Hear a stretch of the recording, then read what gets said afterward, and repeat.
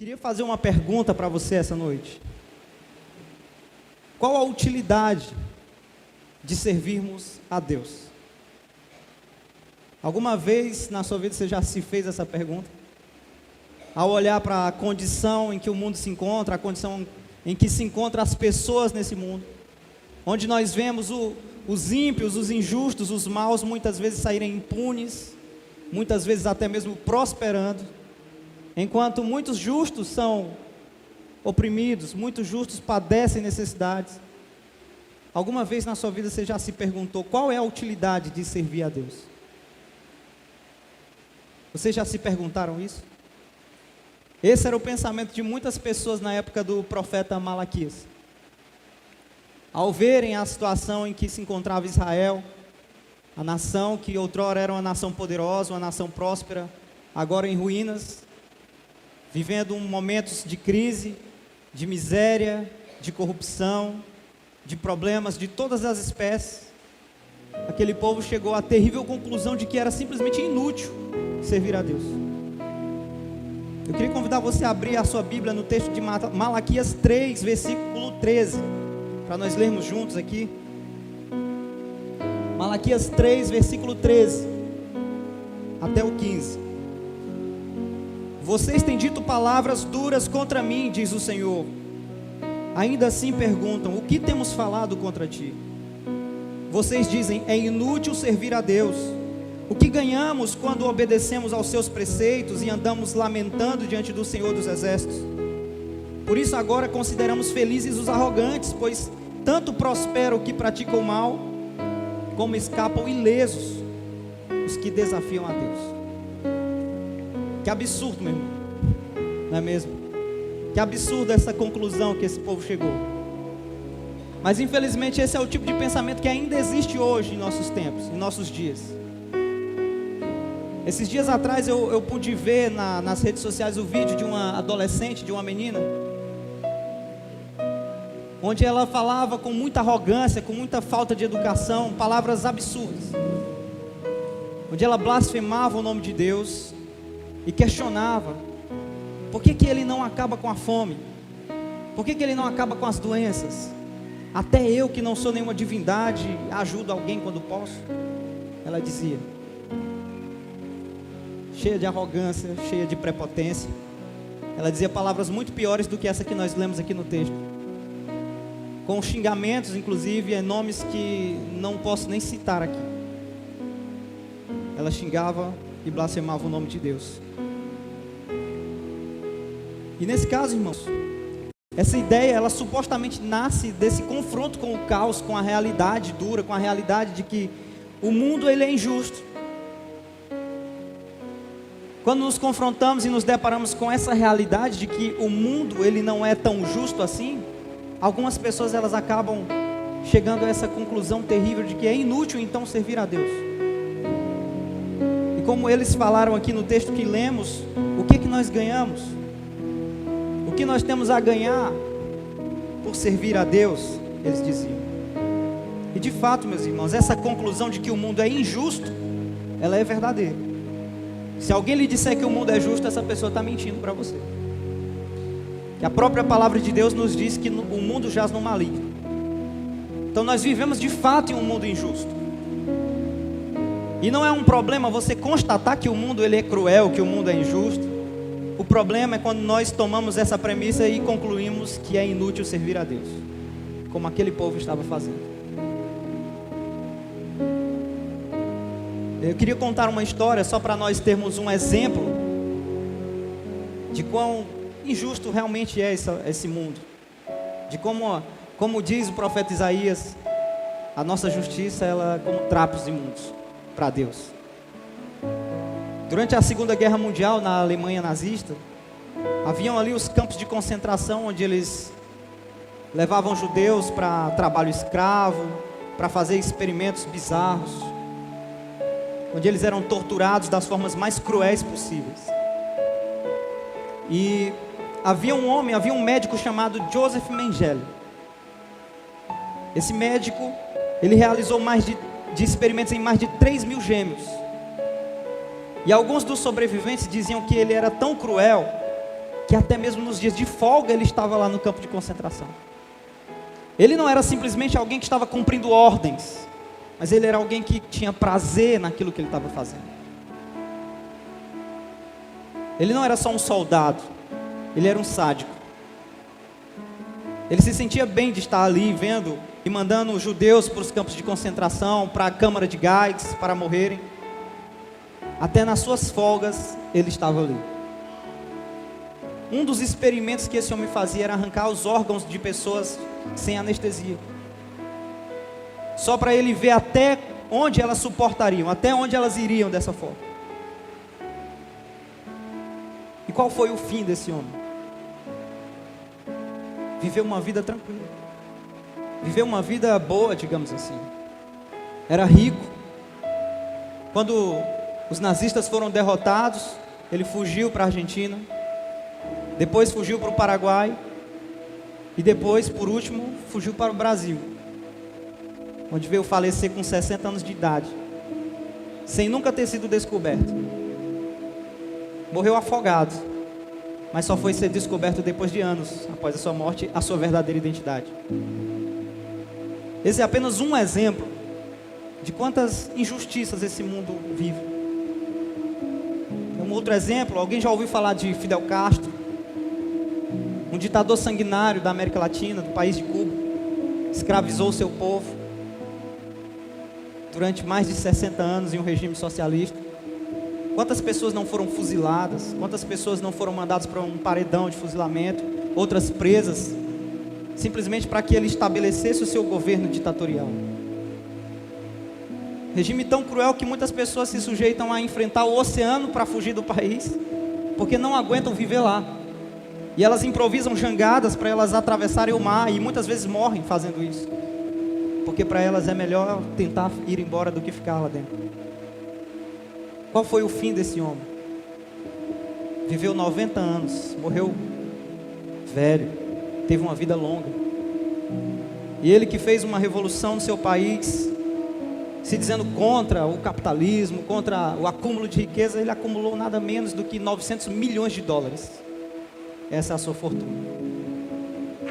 Morreu com uma vida confortável. E ainda hoje é visto como herói por muitas pessoas. No caso dos nazistas, nós sabemos que a história fez justiça, nós vemos eles como monstros. Mas quantos monstros não são vistos hoje ainda como heróis, ou sequer são conhecidos? Onde está a justiça nisso? O problema não é constatar, irmãos, que o mundo é injusto, porque isso nós sabemos e a própria palavra nos diz. Mas o problema é quando nós constatamos que o mundo é injusto e a partir disso concluímos que é inútil servir a Deus. Salmo 73 diz: certamente Deus é bom para Israel, para os puros de coração. Quanto a mim, os meus pés quase tropeçaram, por pouco eu não escorreguei, pois tive inveja dos arrogantes quando vi a prosperidade desses ímpios. Eles não passam por sofrimentos e têm o corpo saudável e forte. Estão livres do fardo de todos, não são atingidos por doenças como os outros. Por isso o orgulho lhes serve de colar e se vestem de violência. Versículo 12. Assim são os ímpios, sempre despreocupados, aumentam suas riquezas. Certamente foi-me inútil manter-me puro o coração e lavar as mãos na inocência. Pois o dia inteiro sou afligido e todas as manhãs sou castigado. Se eu tivesse dito, falarei com eles, teria traído os teus filhos. Quando tentei entender tudo isso, achei muito difícil para mim. O salmista declara, irmãos, que ele mesmo, o homem de Deus, quase tropeçou, quase escorregou quando ele viu os ímpios prosperarem. E ele sentiu inveja no seu coração dos ímpios. Quando ele viu que ele sofria, sendo justo, ele que se esforçava para manter um coração puro e lavar as suas mãos com inocência, e ele viu os ímpios prosperarem. Os ímpios não padeciam doenças, os ímpios eram orgulhosos, e ele pensou: é melhor ser o ímpio. E ele disse que foi difícil para ele entender tudo isso, mas por pouco por pouco ele não tropeça, por pouco ele não escorrega. Mas pela graça de Deus ele se manteve fiel. Pela graça ele não caiu junto com os ímpios. O problema, irmão, o problema do mal, do sofrimento, dessas injustiças até hoje, é um dos principais motivos porque as pessoas abandonam a fé em Deus. Se você for observar o discurso desses ateus, a maioria deles vão utilizar isso como um pretexto, uma justificativa. Eles vão dizer: para que Deus? A religião só faz o mal, mas tanto sofrimento no mundo, por que Deus não acaba com isso? Por que Deus não acaba com a fome? Por que Deus não acaba com o sofrimento? Esse é um dos principais motivos porque as pessoas perdem a fé. E como que nós podemos nos manter firmes diante disso, diante desses problemas que nós enfrentamos? Como é que nós podemos manter a fé diante do confronto com essa realidade tão fria que nos aflige todos os dias? Mas o que demonstra essa alegação de que é inútil servir a Deus, irmãos, a frase é um absurdo por si mesma, mas ela tem algo, ela expressa algo. Ela expressa que as pessoas, elas querem usar Deus. Quando eles se perguntam o que nós ganhamos obedecendo a Deus, eles estão dizendo: eu quero usar Deus. Eu não quero Deus, eu quero usá-lo. Nós cantamos agora há pouco uma canção que diz: eu não quero ser o centro, eu quero ser um instrumento. Eu não quero os presentes, eu quero a presença de Deus. Eu não quero ser o artista, aquele que chama a atenção de todo mundo, não. Eu quero desaparecer para que ele cresça. Porque como João Batista disse, importa que ele cresça e eu diminua. Eu não quero ser adorado, porque só existe um que é digno de toda honra, toda glória e todo louvor: Jesus Cristo. Então quando nós vemos essa frase, o que nós ganhamos obedecendo a Deus, significa que esse povo, eles queriam apenas usá-lo e depois descartá-lo, como se Deus fosse o seu empregado, como se Deus fosse o seu servo. Eles não viam ao Senhor como seu Senhor, e nem muito menos como Pai. Em primeiro lugar, ao invés de nós perguntarmos o que nós ganhamos servindo a Deus, obedecendo a Deus, nós devíamos considerar o seguinte: o que Deus ganha se sacrificando por nós? O que Deus tem a ganhar com a minha vida? Porque Ele não precisa de nada, Ele é Deus. A única coisa que importa para Deus, a única coisa que Ele quer de nós, que tem algum valor para Ele, é o nosso coração quebrantado. Deus não se impressiona com minhas pregações, Deus não se impressiona com as minhas músicas, Deus não se impressiona com nada do que você tem ou do que eu tenho. Deus não se impressiona com quantas formações acadêmicas você tem, quantos diplomas você tem. Deus não se impressiona com o conhecimento que você tem das Escrituras. Deus não se impressiona nem mesmo com quantas horas você ora por dia, ou quantas vezes você jejua por dia. Nada disso impressiona a Deus. A única coisa que importa para Deus é um coração contrito e quebrantado. Esse é o verdadeiro sacrifício para Deus. E isso só tem valor porque Ele é bom, irmãos. Ele só se importa com o nosso coração porque Ele é bom. Porque Ele é um Deus de amor, Ele é um Deus de graça. Então que arrogância é essa, que prepotência é essa que nós humanos, meros mortais, temos a ousadia de perguntar o que nós ganhamos servindo a Deus? E pode ter certeza que eu mesmo já ouvi pessoas falarem isso. No mais, é interessante e é válida a indagação se vale a pena praticar a justiça não havendo um Deus que recompense os justos e que puna os injustos.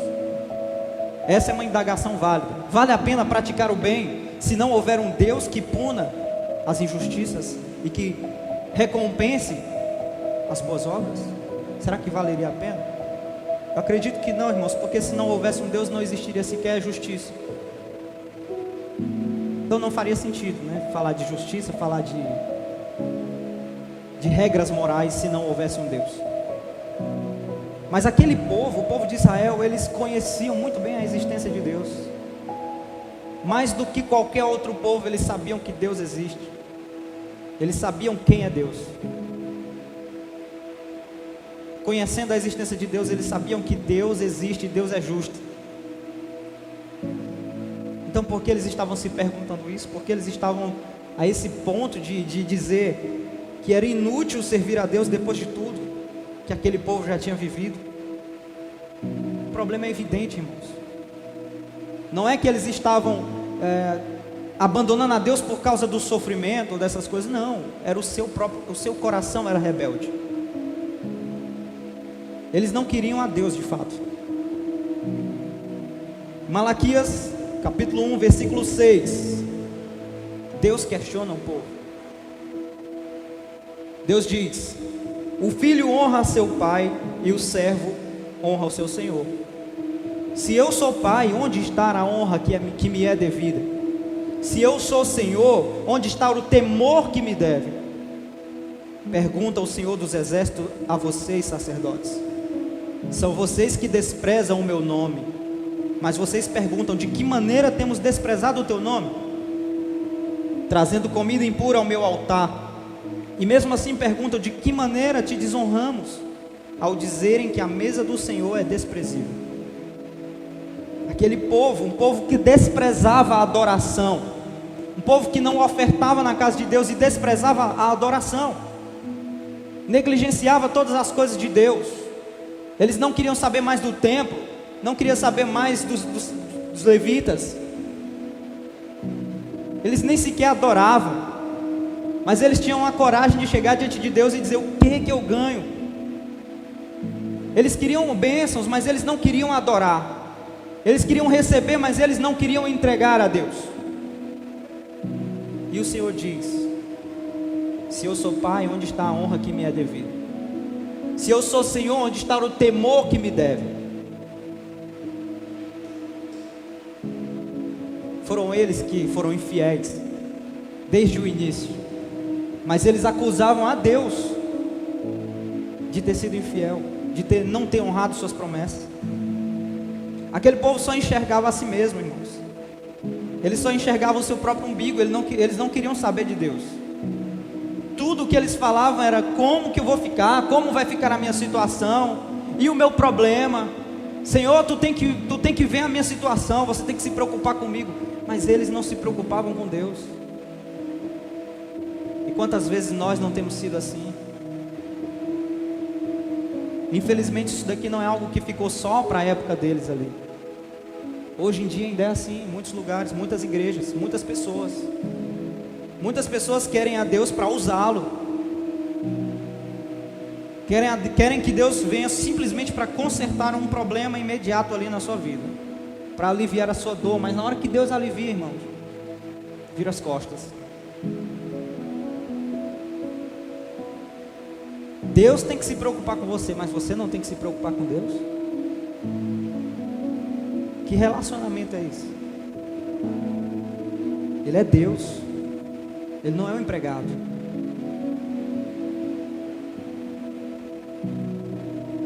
E aí muitas pessoas podem até pensar que Deus tem prazer que a gente sofra, que Deus se alegra com o nosso sofrimento, e não é isso, irmãos.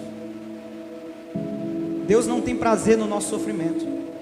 Inclusive o Senhor, Ele tem promessas para a nossa vida aqui na terra. Não são apenas promessas para a eternidade. Ele tem promessas para cá. Porque o próprio Deus, Ele nos garantiu que supriria as nossas necessidades se nós buscássemos em primeiro lugar o seu reino. Essa é uma promessa de Deus. Eu creio nessa promessa. Eu vivo por essa promessa. Eu creio nisso. Além disso, existem mandamentos com promessas. Honra o teu pai e a tua mãe para que tenha uma vida longa. Então existem promessas para o hoje, para o agora na nossa vida. Deus não se alegra com o nosso sofrimento. Ele realmente quer que nós tenhamos uma vida com qualidade. Às vezes, inclusive, o nosso sofrimento, eles não são vontade de Deus, mas são consequências das nossas próprias ações. Nem todo sofrimento que nós passamos é porque Deus quis, porque Deus desejou aquilo para nós. Não. Existem problemas que a solução foi nos dada por Ele e nós não solucionamos. Quantas oportunidades na vida nós já não perdemos? Porque nós não nos preparamos para aquela oportunidade. Quantos projetos nós não abandonamos porque não cremos? Quantos projetos nós não abandonamos por preguiça? Então, quantas oportunidades na vida não fomos nós mesmos que nos colocamos numa situação problemática? Não é que Deus tem prazer que a gente sofra, mas nós também às vezes tomamos decisões erradas que nos levam para consequências ruins. Agora, claro, existem problemas que a solução está fora do nosso alcance. Citei casos aqui agora há pouco de injustiças, e aquelas pessoas que estavam naquela situação, o que elas podiam fazer? Não podiam fazer nada, estava fora do alcance delas. Existem problemas, de fato, que Deus coloca na nossa vida. Isso existe, não posso negar, irmãos. E por que Deus às vezes coloca algum problema na nossa vida? Ele coloca para que a nossa fé seja fortalecida. Porque nós precisamos, irmãos, ser tratados, precisamos ser disciplinados. E a palavra de Deus diz aqui em Hebreus capítulo 12, versículo 6. Hebreus 12, 6.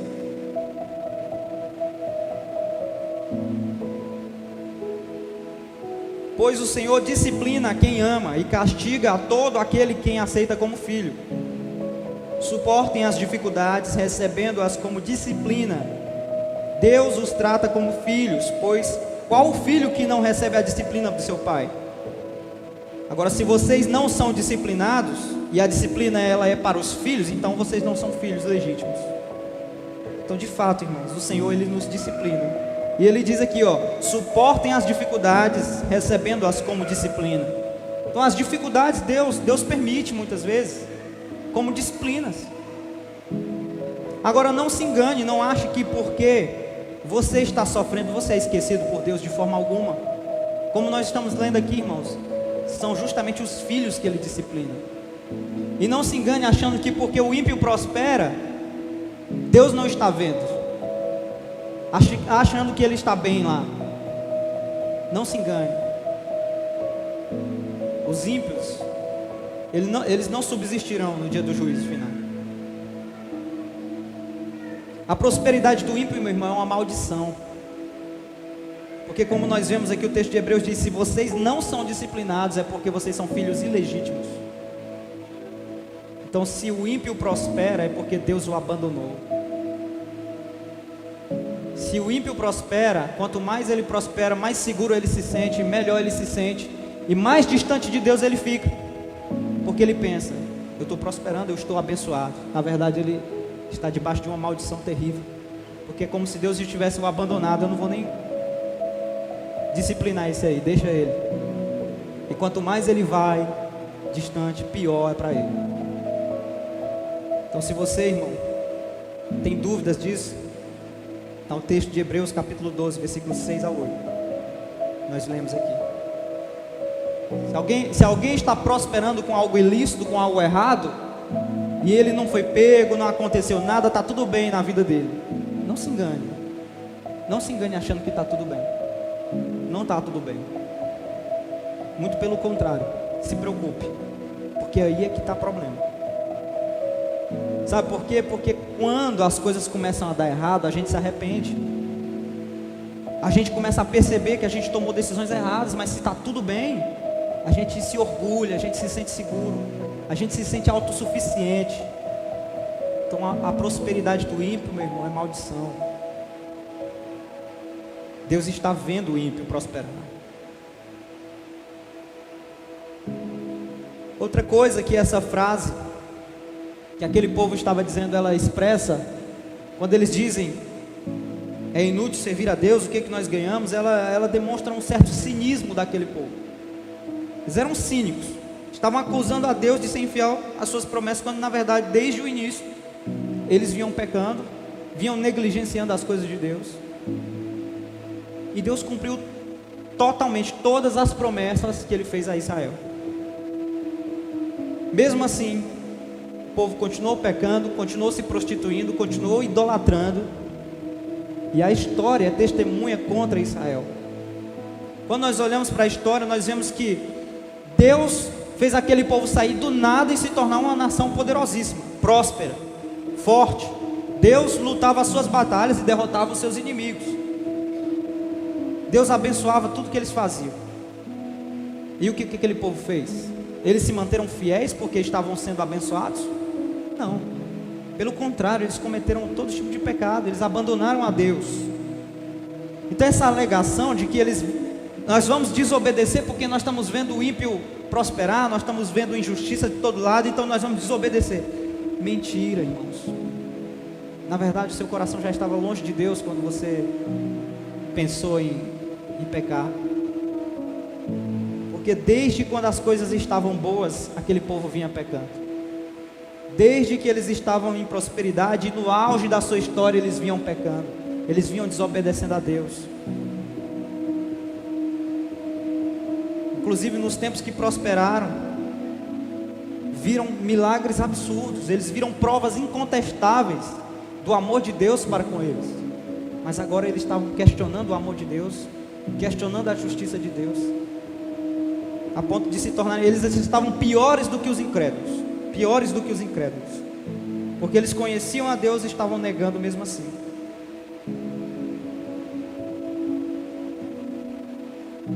Malaquias 2, versículo 17. Deus está cansado dessas coisas. Malaquias 2,17. Vocês têm cansado o Senhor com suas palavras. Como temos cansado o Senhor, vocês ainda perguntam. Quando dizem, todos os que fazem o mal são bons aos olhos do Senhor, e Ele se agrada deles. E também quando perguntam, onde está o Deus da justiça? Então que eles perguntavam até com certo deboche, né?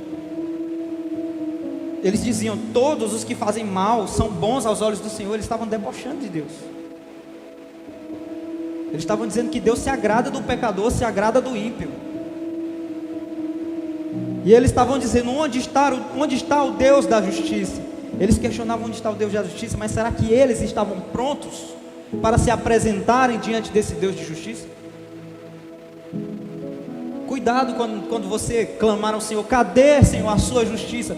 Você está pronto para se apresentar diante dele, o Deus de justiça?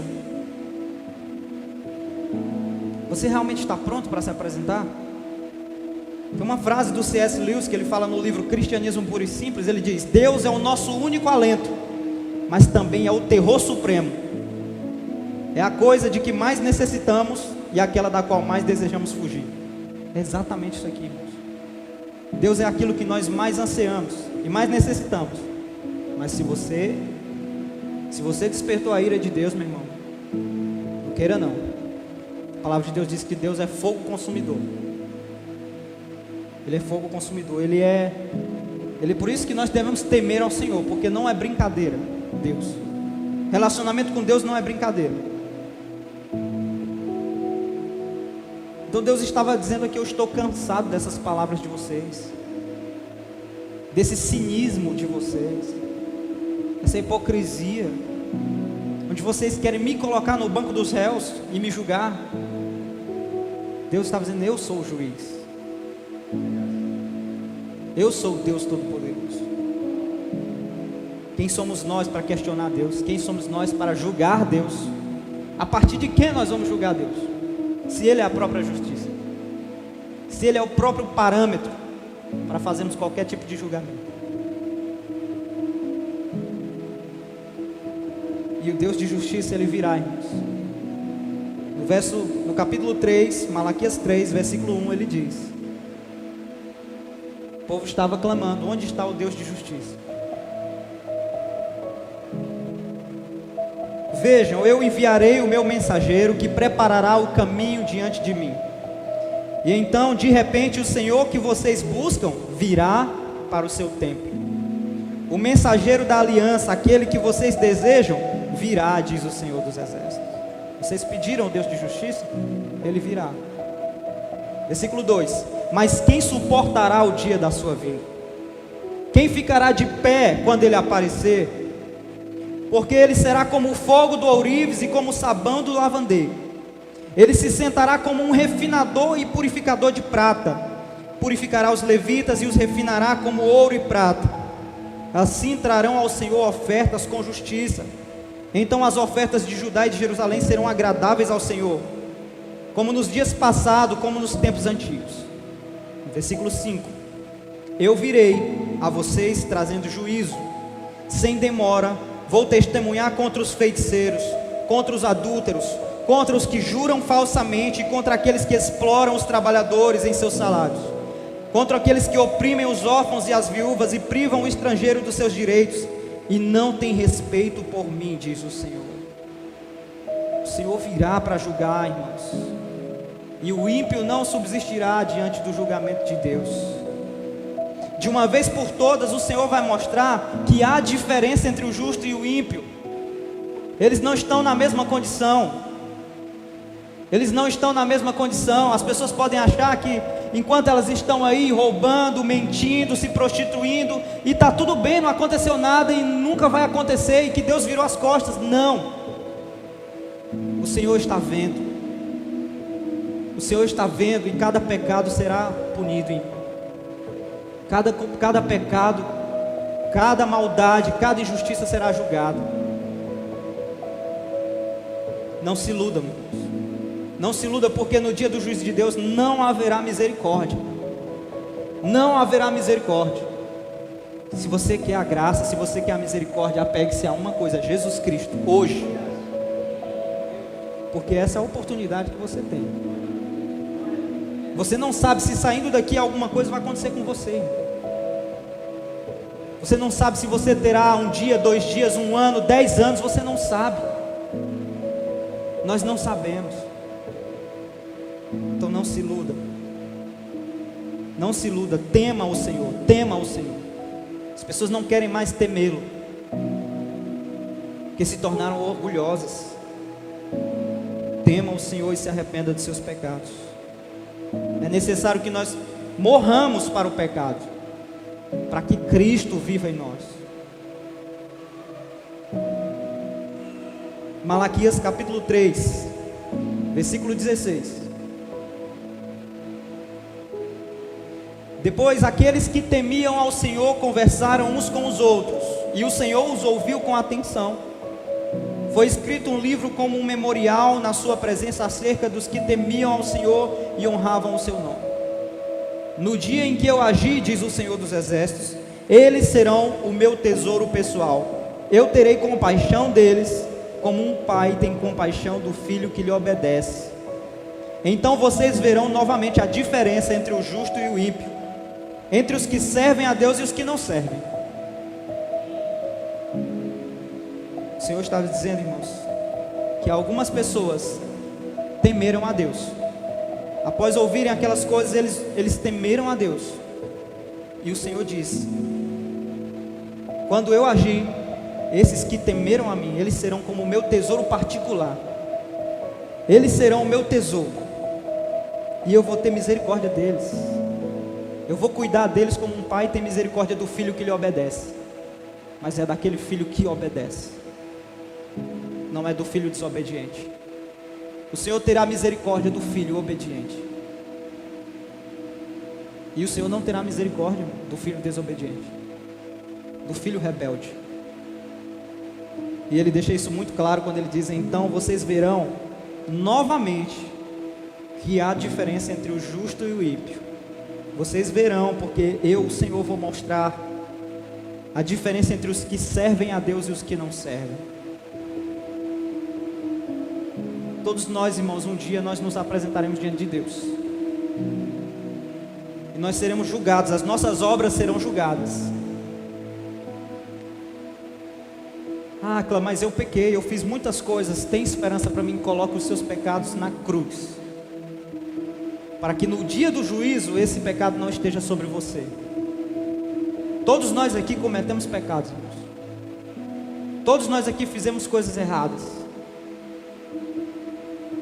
Mas a diferença entre os que servem a Deus e os que não servem está em uma coisa: aqueles que servem, eles colocam os seus pecados em Cristo e decidem morrer para o pecado e viver uma vida nova. Mas há aqueles que eles não querem, que eles vão preferir encarar com Deus no dia do juízo com suas próprias obras, e não há obra que possa pagar o preço. O único que pagou o preço foi Jesus na cruz por nós. Então, Apocalipse capítulo 20, versículo 11, para a gente finalizar. Apocalipse 20, versículo 11. Depois vi um grande trono branco e aquele que nele estava assentado. A terra e o céu fugiram da sua presença e não se encontrou lugar para eles. Vi também os mortos, grandes e pequenos, de pé diante do trono, e livros foram abertos. Outro livro foi aberto, o livro da vida. Os mortos foram julgados de acordo com o que tinham feito, segundo o que estava registrado no livro. O mar entregou os seus mortos que nele haviam, e a morte e o Hades entregaram os mortos que neles haviam, e cada um foi julgado de acordo com o que tinha feito. Então a morte e o Hades foram lançados no lago de fogo. O lago de fogo é a segunda morte. Se o nome de alguém não foi encontrado no livro da vida, este foi lançado no lago de fogo. Não posso dizer que haverá um final feliz para aqueles que não têm a Cristo, irmãos. Infelizmente não haverá um final feliz para aqueles que passarem as suas vidas rejeitando a Cristo. Aqueles que passarem as suas vidas rejeitando o verdadeiro conhecimento de Deus, negando a sua palavra, vivendo a sua própria vontade, do seu próprio jeito. Pode ser que hoje não aconteça nada, pode ser que amanhã não aconteça nada, mas um dia, isso eu garanto para você, um dia chegará a conta, como nós lemos aqui. Todos serão julgados porque há um registro, e o Senhor tem acumulado tudo o que nós temos feito, e nós seremos julgados pelas nossas obras. E quais são as nossas obras? Questione-se, pense nisso, reflita sobre isso. Quais são as suas obras? O que você vai apresentar no dia que Deus chamar o seu nome e falar: se apresente aqui diante de mim? Porque o nome que não estiver no livro da vida, aquele que não tiver o seu nome no livro da vida, versículo 15, este foi lançado no lago de fogo. Irmãos, o inferno ele não foi feito para o ser humano, ele foi feito para o diabo e para os seus demônios. Mas aqueles que não escolheram a Cristo, eles vão para o mesmo caminho, porque a palavra de Deus nos diz isso. Por mais que muitas pessoas aí hoje em dia não queiram falar a verdade, mas o inferno é real, o juízo final é real, e se não fosse importante, não estaria registrado nesse livro. Essa é a revelação das coisas que vão acontecer, irmãos. Essa é uma promessa que não falhará. Eu convido você a ficar de pé.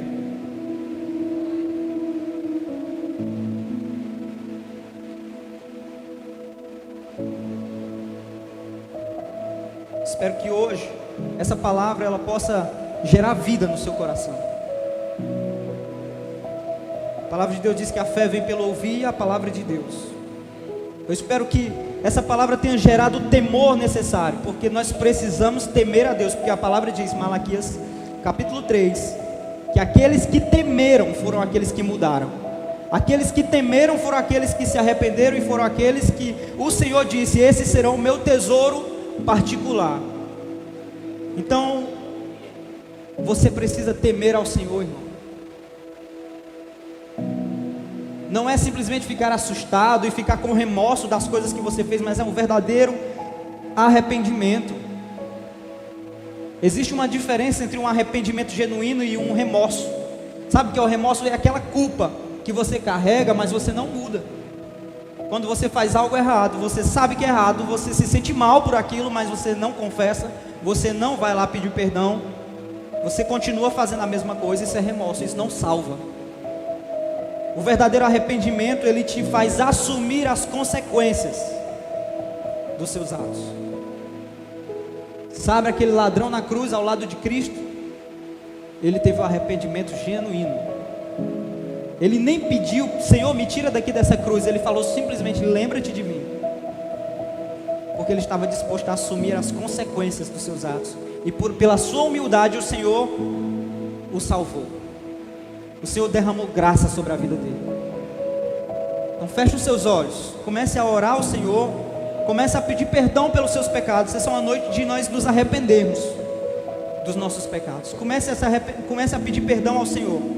Comece a dizer: Senhor, me perdoa por isso que eu fiz. E comece a dizer aquilo que você fez para o Senhor. Não precisa você falar em voz alta para quem está do seu lado ouvir, mas diga para Deus.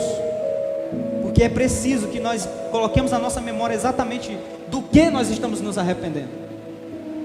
O que realmente nós temos feito, quais têm sido as nossas obras. Se arrependa, peça perdão ao Senhor, para que Ele tenha misericórdia da sua vida, para que você seja encontrado junto àqueles que serão o tesouro particular do Senhor.